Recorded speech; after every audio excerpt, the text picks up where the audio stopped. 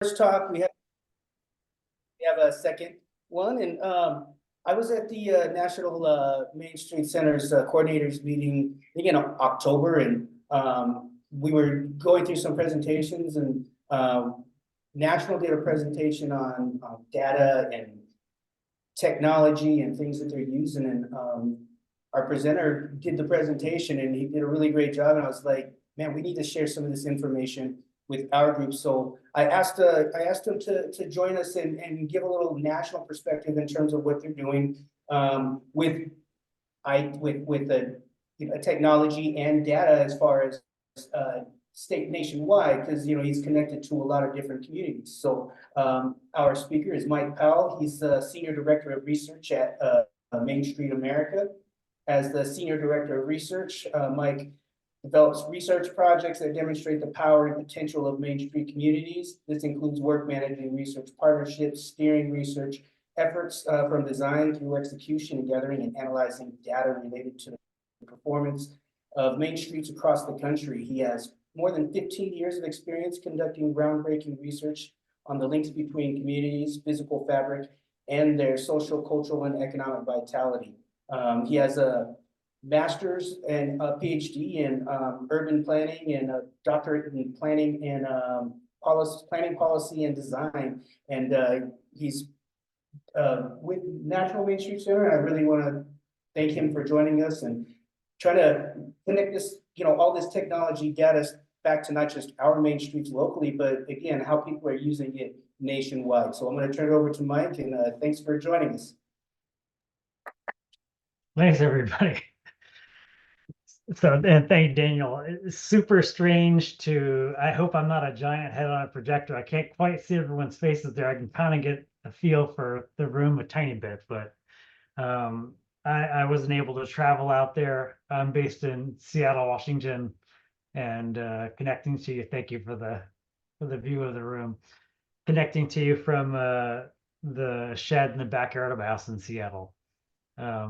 So I am gonna try and do something pretty dangerous, which is try and interact with you all. So Daniel or someone, if you can keep the mic handy and kind of give me a sense of questions in the room or responses. I'm gonna try and watch the webcam and see if I can see people's raised hands or anything. But We have a microphone we can carry now.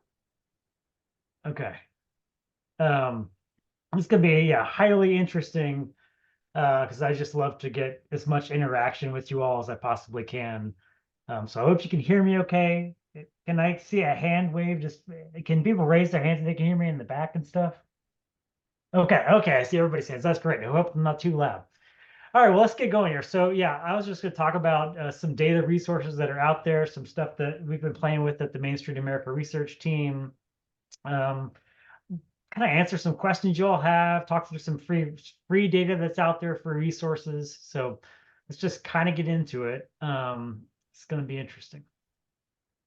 So just as a quick word, the Main Street America research team is just 3 folks here. I'm Mike.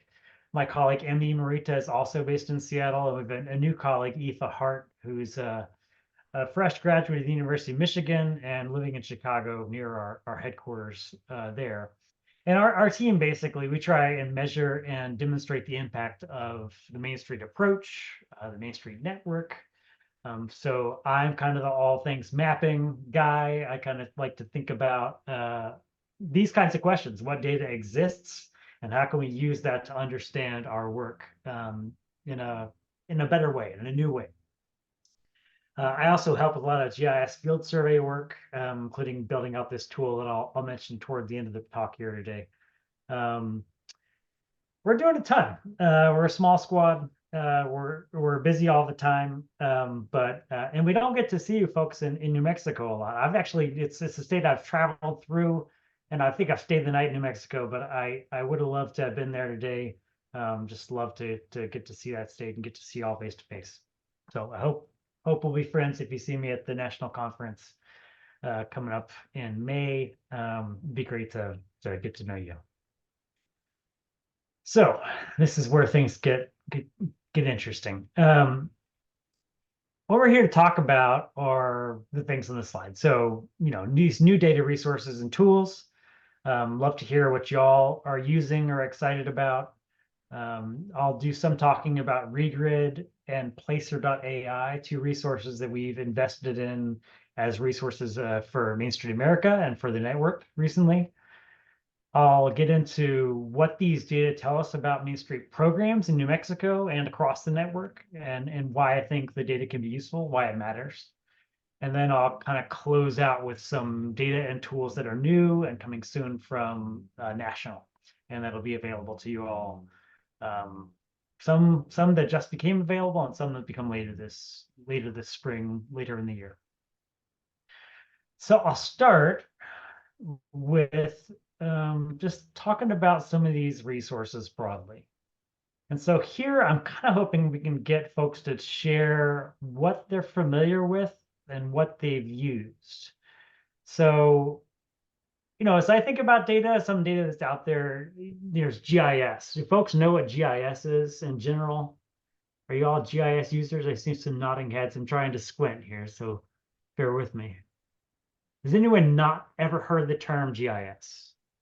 By a raise of hands, maybe. Okay, looks like everyone knows it. That's great. So yeah, obviously you could use geographic information systems, couple that with census data. So there's some other data resources out there called On the Map and Policy Map. Those are both free to use, and you can just Google that. On the Map is a resource from the Census Bureau that can produce actually some pretty strong data on jobs in Main Street districts. Jobs by sector, jobs by salary, jobs by location, obviously. You can see change over time with that data set. So pretty powerful, and it goes down to the block level. So for Main Streets, it's great. So you can, you can see how your district's actually faring, what jobs are there, if you don't already know that. And Policy Map, for those who don't know, is basically, it's a map that takes a lot of different sources, including the census. And so just getting like demographic information about your community, about your district, you could dig in there and just kind of get some useful insights. There's a paid layer to Policy Map, but you can get a lot of this stuff for free. So don't get tricked into giving your credit card unless you really want to do that. And then property records. How many folks in the room have used their county assessor data on buildings or parcels? Okay, a bunch of folks. Anyone who has not, by a raise of hand? Try and look at this tiny thumbnail. Okay, I'm not seeing hands. So folks are really familiar with all that kind of source of information. I'm going to showcase this one a little bit for a second here. So Regrid. So county assessor data is basically the best source of information out there about what's going on with a particular property. How large is the lot? How old is the building? How many square feet does it have? Who owns it? This kind of stuff can be really important if you're doing a property inventory of your districts. If you're trying to understand where your opportunities are with existing buildings, or if you're trying to identify spaces that could be used for some new use, a commercial kitchen or ghost kitchen or an incubator space or something like that. I'm going to dig into this one just a bit and talk about Regrid. But maybe before I do that, I'll dig into these others. So geofencing data, do folks know the term geofencing? Raise of hands if you don't know geofencing. Seems like the folks in the front are nodding their heads about everything. Okay. Yeah, folks jump in. I don't know who has the mic and stuff, but if there's a question or a reaction, give me a holler. So geofencing data, stuff like Placer, it's kind of cell phone data. I'll get to that in a second. I know y'all are talking about AI tools tomorrow, like ChatGPT and Bard, these kind of large language models you can chat with to answer any question basically you have, or help you write a conference position or a position description or a conference session description. There's also AI tools like DALL-E and Midjourney that can produce images based on sort of a text description. And we've actually just started to use that in one of our our new assets I'll show at the end. Are there other new data sets or tools that folks are engaging with, familiar with, interested in? Anything else folks want to shout out or mention? Raise your hand. Yeah.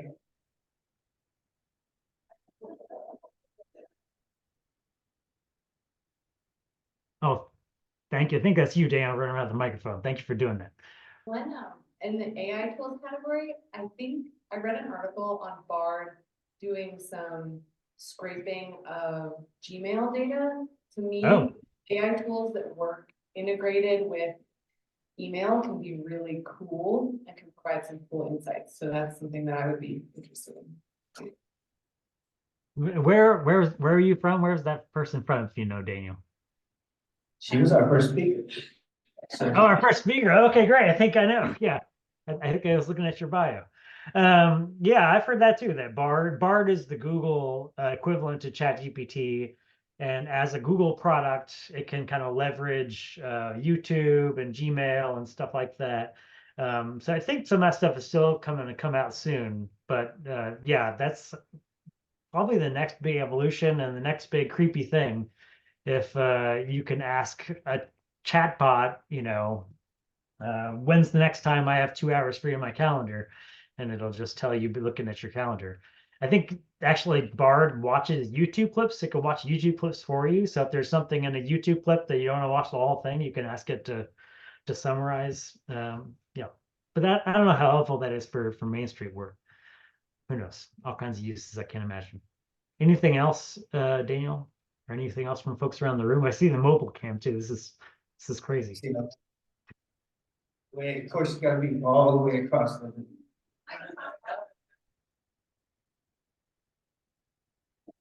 For a technology conference focused on technology, this mobile cam's blowing my mind. So if you guys have trouble getting data records on any properties, if you're trying to find who owns the property, and I know sometimes our county assessors or some of those tools aren't always available in our local communities, there's an app that's called Onyx Hunt, and it's an app for hunters, but it actually gives you all of the property information for the owners. So you can reach the owner, gives you their current mailing address, their taxable address. So it's a great resource. And it's just a simple app on your phone that you can put on there, and yeah, it's a great app. It's a great resource. I've not used that yet, but I've heard of it before, and I find it a little bit like how long can this thing stay open? This is, yeah, I think I read an article about it in the New York Times or something, but I have to try it out because that's the problem you run into. Every time you look at a property you're interested in, it probably shows up as an LLC or some company that doesn't have a name you recognize. All right, well, unless there are other hands raised or other things coming up, I'm going to click through here a couple of these things. So Regrid, just to say a word about it, you may not be familiar with Regrid. Regrid is a company that basically took every county across the United States, and they've just finished assembling 100% land coverage, every property in the United States, 156 million properties. They have the data from the county assessors, and they've kind of assembled it. You can use this for free also. In fact, I'll click through here and we can look at Regrid together. So the kinds of stuff it'll tell you, certainly the street address, parcel number, which can be useful if you're doing an inventory of the properties, number of buildings on a lot, build square footage, tell you some stuff about vacancy. A lot of that's behind a paywall. MainStreet America just subscribed to this, so we have access to the whole thing, and I'll talk about some of the use of that. But property owner is on there, but to the point that came up with that hunting app, what you get from Regrid is just what the county says, so it doesn't tell you literally who it is or their mailing address, just kind of what the record is. But valuation, according to last assessment, last sale price, year built, that kind of stuff. I'm going to try clicking through here. Let's see how this is going to go. I'll just go straight to this. So you can, in Regrid, so just go to app.regrid.com. It'll load up a picture of the entire country, and you can do all kinds of things like, Click through to New Mexico. I think it'll show you every county in New Mexico. You can click through to where you all are. I think you're in Santa Fe, correct? And you can zoom all the way in and look at specific properties. I think I was even looking up where you all are in that room there. Are you at a fancy place on San Francisco? It was 100 East San Francisco Street, Santa Fe, New Mexico. Let's see if this works. There we go. La Fonda. And so in regrid that quickly, you can quickly see, you can see, yeah, this is owned by the corporation, the La Fonda Corporation, the mailing address of that, of the property, when it was last assessed. This is a peculiar property because there's a whole bunch of stuff on it. And so the first listing shows as zero property value, but I think it's because it's across a whole bunch of different addresses and parcel numbers. So anyway, I'm not going to get into it. This is, you know, a cool resource, and being able to see property information like that, I think is super helpful to MainStreet. But it sounds like you guys are pretty familiar already with that sort of thing.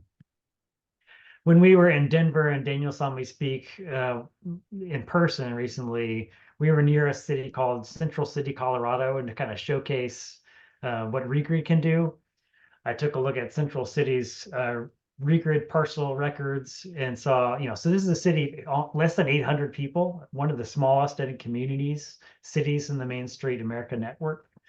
They have in their downtown 93 parcels, and you could see immediately 84% of them are 100 years old or older. It's, I think, the oldest buildings of any city, any downtown I've ever seen. And I've been working for the National Trust for Historic Preservation for, you know, 10, 11 years now. So this is kind of a wild one just to come across randomly. So that's regrid, that's parcel records. That's, I think, hopefully powerful, hopefully useful for you. I think geofencing, this placer stuff is really why Daniel wanted me to speak to you. I can speak about these kinds of records, this kind of information in a way that I think hopefully will be helpful. So yeah, MainStreet America just signed up for this Placer.ai platform. Are there folks in the room who have used Placer, who are currently accessing Placer data? Folks who have seen the live demo from Placer? You guys getting the sales calls from those people? There's a number of people there's in that one. Okay, thank you. Does anyone have a word to say about Placer, their experience with Placer? Not to keep you all running around the room with the microphone, but. Okay. I see none. I don't see Daniel running around with the microphone. Yep, we do have someone.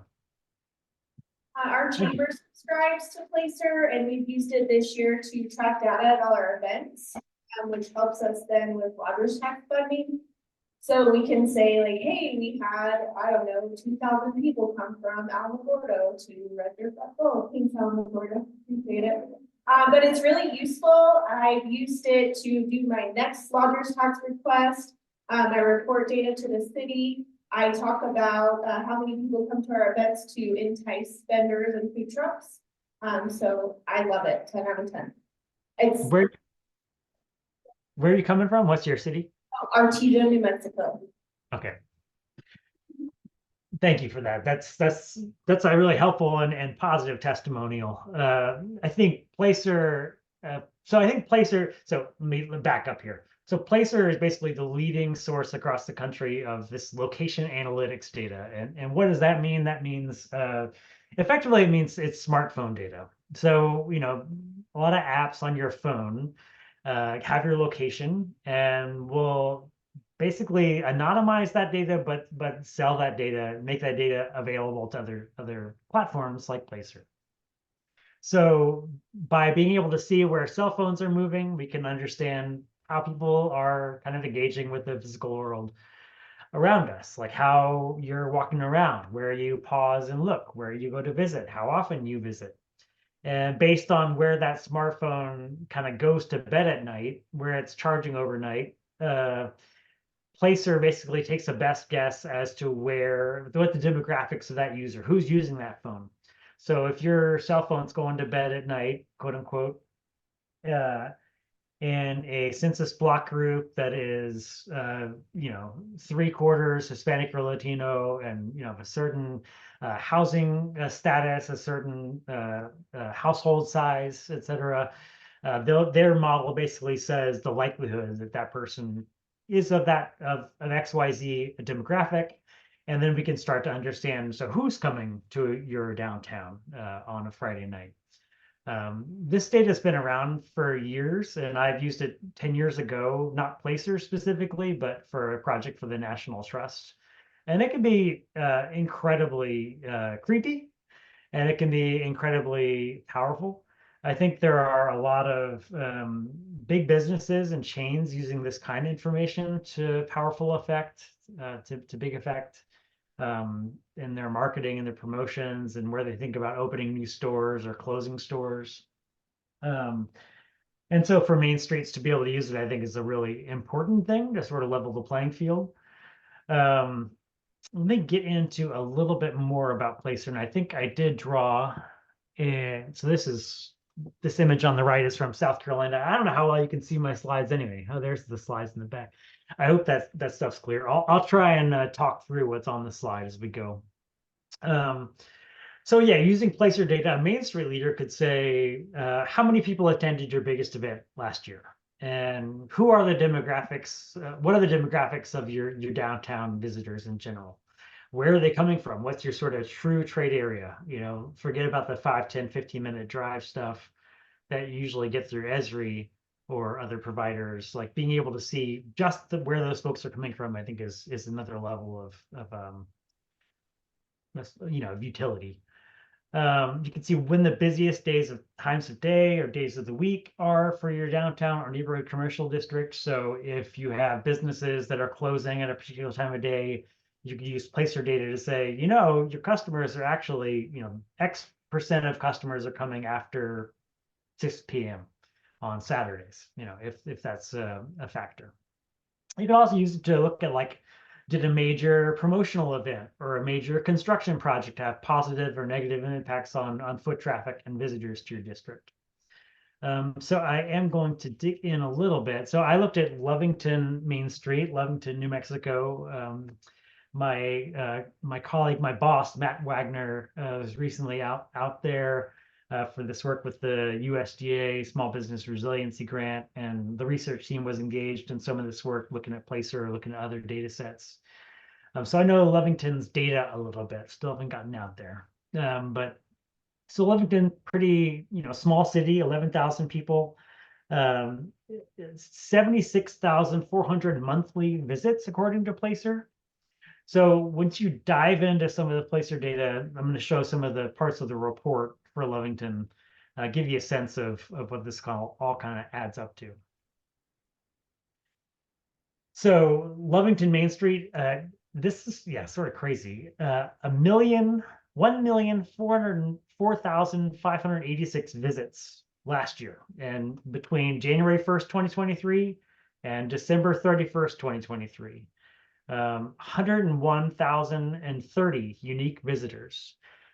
This kind of precision and accuracy. To some extent, there's a little stuff happening behind the scenes that this is an estimate. It's based on a panel of cell phone users, but so whether it was 1,004,585 or 86, might be there might be some discrepancy there, but high level of precision. For a town of 11,000 people in Lovington to have 76,000 visitors monthly and more than 1 million visits in the last year, it starts to give you a sense of the enormity of the work that you do at Main Street and the work that you're doing in Lovington. You can see changed year over year, which is interesting, especially look back 3 years ago in 2020. So we're up 27%. In 2023, you had 27% more visitors and visits in Lovington compared to 2020. we'll keep going here. So you can see on a visits trend with Placer what the busiest day of the year was as far as foot traffic and people coming into the district. And lo and behold, this is great. I don't know, Wednesday. It's the first time I've ever seen that a Wednesday, August 9th, 2023, is that spike, is the busiest day of the year. Is someone from Lovington? I wish I could remember. I know we've spoken before. The director in Lovington. Can you tell me what happened? Can someone tell me what happened on Wednesday, August 9th? So I'm starting to see from Lebanon Main Street, and in August is the county fair. The county fair rodeo. Okay. Yes, to have the busiest day of the year on Wednesday is pretty special. I don't know, Yeah. congratulations on that. Thank you, everybody. And the flip side, so the quietest day as far as visits of the year was Christmas. It's always tends to be, from my experience, and it's pretty limited experience still, but tends to be 4th of July can be quiet in some places. Thanksgiving, Christmas, holidays are not days that people are going downtown. So 295 visits according to Placer on Christmas Day last month. I'm going to keep going here, but I'm really glad the Lovington, that the director, that you're there and can speak to some of the stuff. That's kind of the fun of this sometimes. Looking up across some of the other Placer data really quickly here. So we can see that 18.5% of visits were on Fridays. Pretty consistent foot traffic Monday through Friday. Looks like it drops off on Saturday and then a little bit more on Sunday. We can see that the busiest time of day is the hours of 11 and noon. I don't know if that's a lunch rush situation in the downtown area, but tends to be very quiet. Looks like before 6 a.m., surprise, surprise, and after 8 p.m.-ish. As far as ethnicity, so you can start to dig into the profile, and some of this stuff is really cool in that so these are just folks who came from outside the district and spent at least 7 minutes in a day in Lovington Main Street's boundaries. 7 minutes is the magic number that Placer came up with. So here we start to see what do those folks who came from outside to inside and stayed inside Lovington Main Street District, what do they look like compared to residents of New Mexico as a whole? And we can see a higher proportion of Hispanic or Latino visitors relative to the state as a whole, a little bit lower non-Hispanic white visitors. We can see folks who make households that make between $50,000 and $100,000 a year overrepresented. You see some underrepresentation relative to New Mexico as a whole in the $15,000 to $25,000 bracket for some reason. You can look at the market landscape, so where folks are coming from. This one's kind of fun to be able to zoom in and out of. I have a static image here, but so you can see folks came from Hobbs, Eunice, Carlsbad, Artesia, Roswell, across the border, and Denver City. I'm trying to remember if that's Texas, I guess. Or is that a county line? What's wrong with me? Anyway, I'm sorry, I'm not going to make a fool of myself too much, I hope, with geography. Continuing on a little bit. So we do have some licensing limits with what MainStreet America can do with our subscription and what we can't do. And so we're thinking on ways we can leverage the data and bring that to you. One thing that I think is really critical is we need to have accurate program boundaries. And I think to be able to run stuff with Placer, because we draw the boundaries on the Placer platform and then pull the numbers from that. I think with New Mexico, the folks at your coordinating program, Daniel and his colleagues, have done a phenomenal job. So I think you all are mapped every accredited and affiliate program at the MainStreet America level. So we have that data. In fact, I'll showcase in a minute. So I'm happy to. I think I'm going to keep presenting for just a little bit more, and then hopefully we can talk through questions and answers if you all have them. think the next thing I was going to talk about, yeah, unless there are other things people want to talk about with data resources, I have some cool uh, just statements I took from the data recently. So yeah, what does all this data tell us about MainStreet and about our work, about our network, about our approach? So I've been pulling numbers for the MainStreet America network as a whole. This is not all. We have 1,247 programs in the 2023 designated list of designated roster of programs across the US. So across all MAF Main Street programs, I know Daniel's heard me say stuff like this before, but the number keeps going up. I keep updating to newer data, and I keep adding more programs. There are a total of 2,670,609 jobs in Main Street districts, which is nearly the same number as those Americans employed by Amazon.com and Walmart combined. Which is, I think, pretty staggering. Almost 2.7 million jobs across in Main Streets. Blows my mind.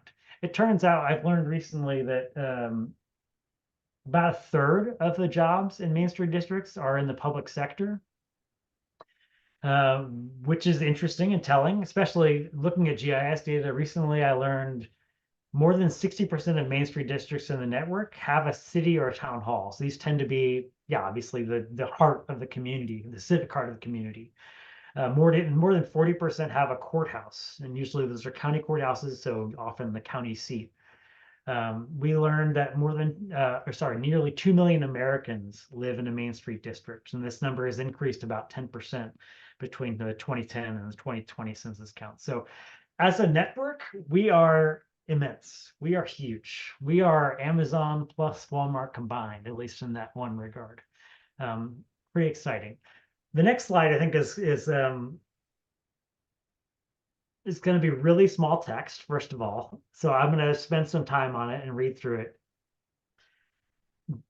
One of the reasons this presentation is a little chaotic today is that just before this, I was running these numbers. We just got these numbers from Placer. So I have here on the slide now ranked the number of visitors, unique visitors to every program in New Mexico last year. And so I'm going to read through these numbers because I know y'all can't see them, and I know the slide's ugly. I mean, I'm sorry. I just tried to get 30 rows in the one slide. So about 7.3 million unique visitors to Main Street programs in New Mexico in 2023. And that ranges from a small town, I'm sure Hardin County Main Street had 2,500 visitors, all the way up to Albuquerque's downtown district, which had 1.1 million. Yeah. Mike, is that just the Main Street district or is that the town? That's just the district. Just the- I'm excited to see what this is for the entirety of the Main Street network. This number 7.3 million is unbelievable. I mean, I believe it, but it is it's incredible. What else do I want to say about this? Oh, some of the data. So, like I say, we just got this back from Placer after requesting it last week. Just got the full report day before yesterday. And so we're just scraping the surface. I've just, barely gotten into this. But I could tell you in New Mexico, you had visitors from every state plus DC in 2023. I think the lowest number was Alaska, which makes sense. So there's just so much more we can dig into here. And I'm really excited just by the potential. I am happy to share these slides. So Daniel, no reason to, I think it's totally fine to share this out. I should like triple check my math and everything, make sure I ran this query right. I will say some of this there could be some double counting here. So I'm sure folks who went to one Main Street went to many. I know you have several, what do you have, 3 or 4 programs in Albuquerque. I'm sure, a lot of those folks went to all 4 districts over the course of the year. Nevertheless, this is just a powerful indicator of our reach and your reach in New Mexico specifically. So I think I'm nearing the end of my bag of tricks here. Why does all this data matter? I hope that question isn't one that vexes you. It should be kind of clear. I think we just always need to make a strong case about our impact. You need to build the case for your program. So whether it's your local your board, the folks on your local board, whether it's your local government, whether it's advocating to the state government for more support, my colleague Kelly Hummerkauser has been leading these Hill visits. I think we're going to have our second national Hill visit to DC next month. Going to funders and event sponsors. I think the numbers can really help. And I think in particular that event sponsors with this placer data, being able to say, because we can showcase a specific weekend, let's say in a Main Street district. I think that was what the person who spoke earlier about using placer was saying. And so you could go to a local utility and say, wouldn't it be great to support this event because last year we had 25,000 people come out to the downtown at some point during the weekend, like a great thing for you to get your brand out or what have you. So, I don't think it's a shock that these things can help, but nevertheless, yeah, I think it's useful information. I'm getting long-winded. So the last thing I wanted to talk about is just some of the data and tools that are new and coming soon from Main Street America. I think I just have 3 to kind of highlight, and I can say a word about them. And I hope you have questions. We could talk about them more. So the first is something my colleague Emmy has been working on for a long while. We were trying to make this is the Main Street housing quiz. So we've been doing research on housing in Main Street districts, opportunities for housing, characteristics of housing, supporting. We wrote a guidebook last year. It's supposed to be kind of a 101 guide. I hope y'all seen this to topics and sort of concerns around housing, how you can engage with housing development in your downtown, in your district. So the housing quiz actually uses, it's sort of an experimental thing. It's supposed to be kind of like a BuzzFeed quiz. If you've ever done these quizzes online where you answer ridiculous questions and it tells you what, cartoon character you are, or what breakfast cereal you are, or, what kind of a witch you are. So we wanted to do this, but for housing in Main Streets. So I think there's 12 questions you answer, and it gives you, like based on your responses, you are a Main Street superstar navigating housing hurdles. This is this example. We used actually Dolly, the AI, to generate these images. So we didn't want to have photos of Main Street districts that had high vacancy rates, or we don't want to out anyone, or we don't want people to imagine specific places. So we actually just had images generated by AI and use those throughout the quiz. So if you take the quiz, you'll see what type you are and some kind of maybe silly image accompanying that. It looks like there's always someone standing in the middle of the street around the cars in these images. It's really the weirdest thing. So that's the Main Street housing quiz. I hope you've seen that come through in your email, but go to mainstreet.org and try it out if you like. We'd love to hear from you. The second big one is something that we're calling the Building Opportunity on Main Street Tracker, or the BOOMS Tracker. This is something that also stems from the housing work. This is meant to be, so this is a tool for folks to be able to easily do a property inventory of your district. We are using that regrid data, those 156 million parcels across the country. Turns out we have 46,000, I think it was, parcels in Main Street districts in the US. I think it was 156 million parcels. Yeah, we have, I think, 50,000 or something like that in Main Street districts. So we're working with a firm to build out a survey tool. So you have in all 30 accredited and affiliate level programs, you folks in the room will get access to this in April. You'll be able to log in. We'll give you access to this platform. You'll be able to log in, see your district, tap on a property in your district, answer, probably be 10 or 12, 15 questions. Is there a building there? Is the building fully occupied, partially vacant, fully vacant? Are there any businesses, housing units in the building? Do you know who the property owner is? Like, how do you get a hold of them? You enter this information, you take a picture of the building if you want to, you hit enter, the parcel on the map will change color, and you can move on to the next property. So from now and from then forward, you can re-access that information on your phone.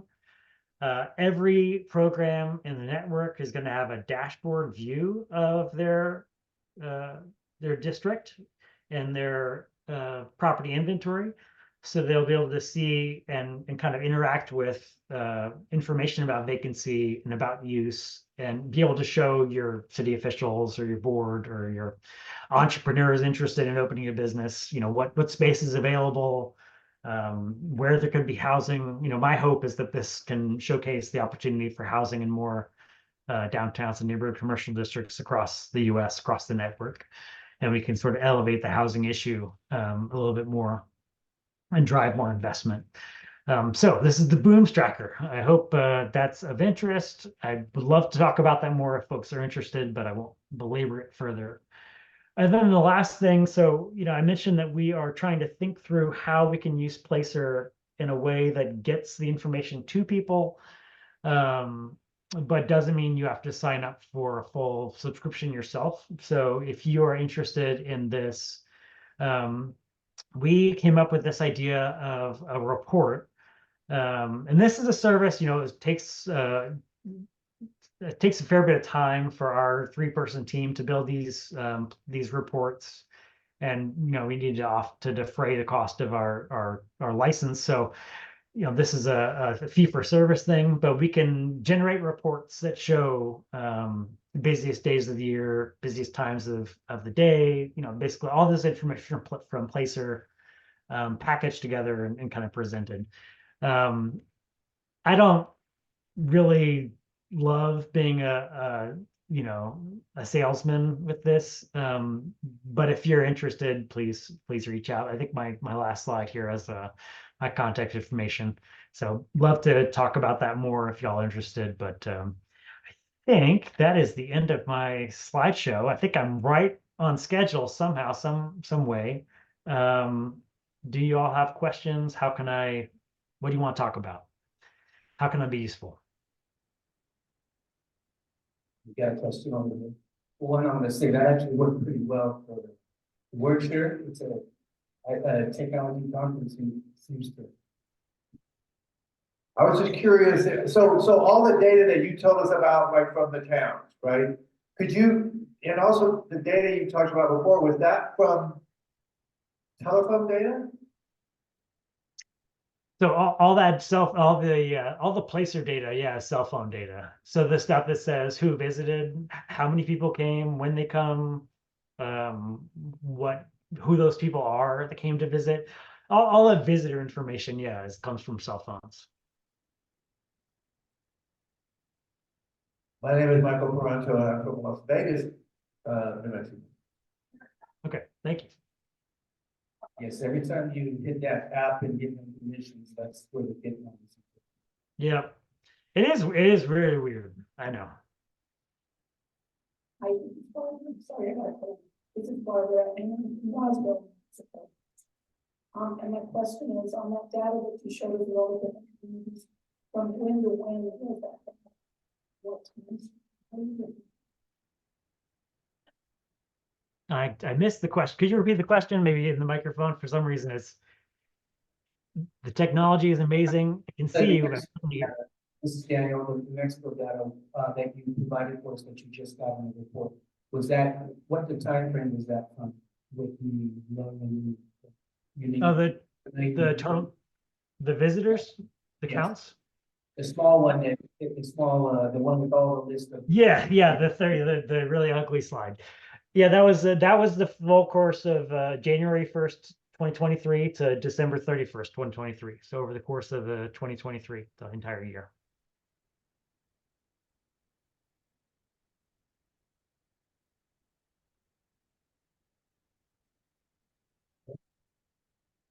What I can say is we've been talking with, Placer ID, with this ourselves, just to see. Is there other ways that we can help supply some of this data? I mean, it's fairly expensive, so we're kind of weighing the cost benefit ratio. Yeah, and I'm open to talking about that a lot more. Yeah. Hi, I'm James Shepherd from Alamogordo. What qualifies a unique visitor? Good question. So if I understand this right, yeah, and I think I'm getting to where I understand the placer, like the underlying placer data pretty well. A unique visitor means number one, a unique device, a unique device ID. So I guess if you got a different cell phone, it could mean if you got a different cell phone, maybe that means you show up twice as two visitors at some point in 2023. It means you spent 7 minutes inside the district. It means, I think those are the only two factors. Yeah. So, and if you came for visits, which is different than that ugly slide with the 30 tiny text. Visits means you can only have a visit once a day. So if you come to a district, you leave and you come back, that's one visit every day. But visitor just means a unique kind of person. So yeah, does the question come from partially that number is so high? Well, I just think we give the explanation to, how that, like I said, folks, we're probably thinking, just a lot of our main streets are on state or federal highways, so are they just driving through, are we counting those numbers? And I think you kind of, explained that no, it's a unique thing that they're spending at least 7 minutes in that. Yeah. So this question came up, we're looking at communities in California, and one of the largest districts in the network, in the MainStreet American network, is in Oakland, California, and it is huge. So Black Cultural Zone, and it also encompasses I-405, whatever the freeway is that goes along near the airport in Oakland, California. And I bet the number there was inflated by folks sitting in traffic. I bet you could sit in traffic on the freeway for more than 7 minutes as you go through this giant district, that you might get picked up as a visitor. But I think generally it's pretty unlikely unless you stopped. Yeah. Here's another. So they have to be stopped for 7 minutes? To be considered a unique visitor, and this is Jackie Swaggerty with Party from the very bottom of the list. Oh, I'm sorry. Yeah. I almost, I'm sorry that I read the name of the bottom. Do you have to be stopped? I asked our placer contact exactly that question, and he kind of hemmed and hawed a little bit. He said that he thinks that there's some process in the data smoothing that they look for folks to be stopped. If you just cruise through the district, like on that interstate in Oakland, California, then it would not pick you up. I suspect that if you spent 7 consecutive minutes in the district, but you were still moving through it, it would count you as it would pick you up. Yeah. But I'm not certain of that. Let me continue to press on that question with the folks at Placer and see if I can get a clearer answer. But I would say Hardin County for you, they are, it's 3 communities, but I think we have the district, we're only, the GIS is only counting Mascaro, Solana, and Rolla, so I don't think it takes 7 minutes to walk through either one of the districts. Yeah, but it's not the whole, we're not counting the in-between, it's just the district itself. So I'm sure they. I'd be happy to dig into that one a little bit more too, to see, because that number was significantly different than some of the others. So yeah, it's curious. It's one of our most rural community, and it comprises 3 communities within the county, but Yeah. the districts themselves are distinct. Okay. I'm happy to check it. Another question? You want to get up? Hi, I'm Eduardo Martinez under the New Mexico MainStreet program, and just one kind of maybe quick closing question. The last couple of national conferences, MainStreet America has placed a renewed focus on equity and equity building in Main Street districts. And I'm wondering if there is data or you available or you plan to collect long-term data on trends like growth of minority-owned businesses in the district, those kind of things. The last part was like the local landlords. What was the? Yeah, I heard equity. Minority-owned businesses in Main Street, right?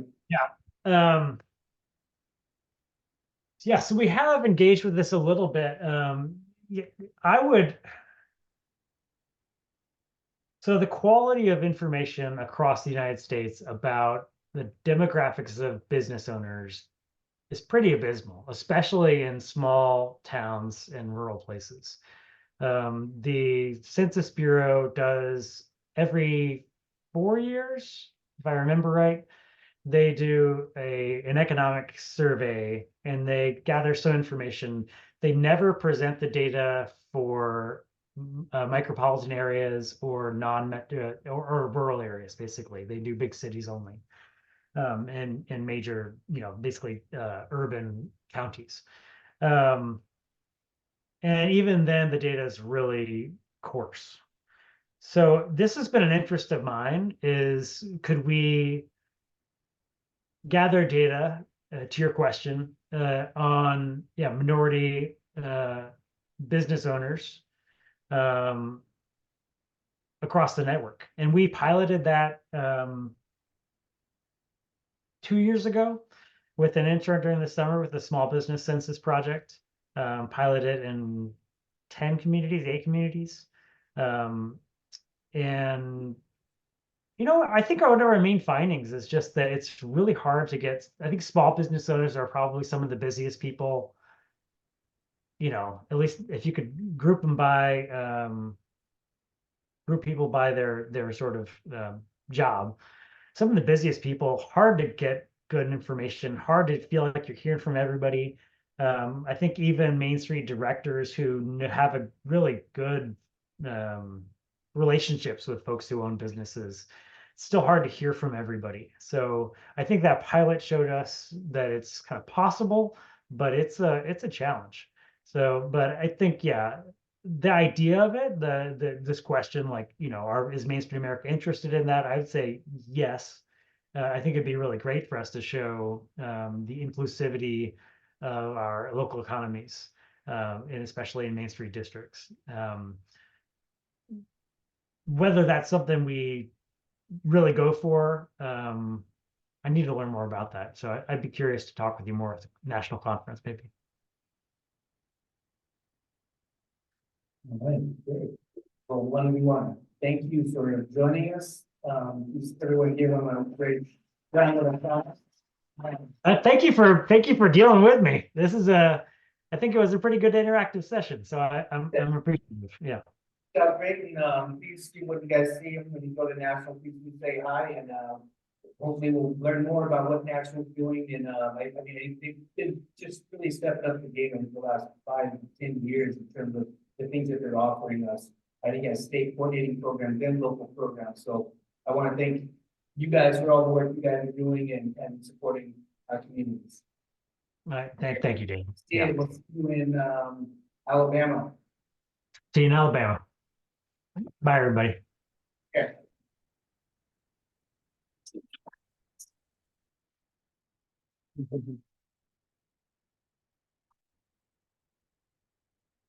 And before you take off, I just want to remind you, our next thing is the meet and greet reception. It's downstairs at 5:30 till. Free ticket for free and some snacks. And then tomorrow morning, you start in here, this one will be divided in half. This side will be AI for beginners, the other side will be intermediate AI and with a panel.